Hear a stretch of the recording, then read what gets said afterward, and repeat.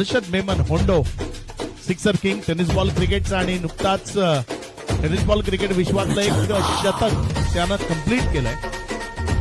Shot आपले त्यावर केलाय पुल आणि बॉलला केलंय मैदानाच्या बाहेर गुल.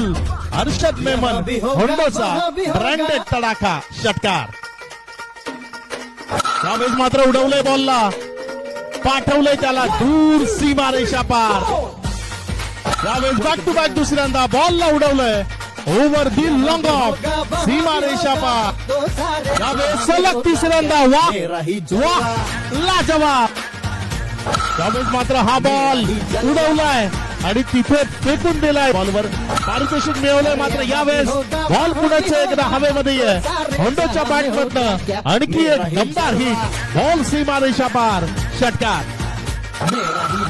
यावेळेस मात्र बॉलला अगदी दर्जेदार पद्धतीने खेळलंय. पुढचा बॉल यावेळेस मात्र बॉल सीमारेषा पार.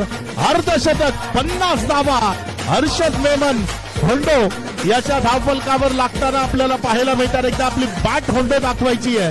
50 धावा होंडोच्या बॅटमधनं. जो उडने का शौक रखते हैं वो गिरने का खौफ कभी नहीं रखते. आणि त्यातीलच एक खेळाडू नाव त्याचं हर्षद मेमन होंडो त्याच्या बॅटमधनं आल्यात 50 धावा.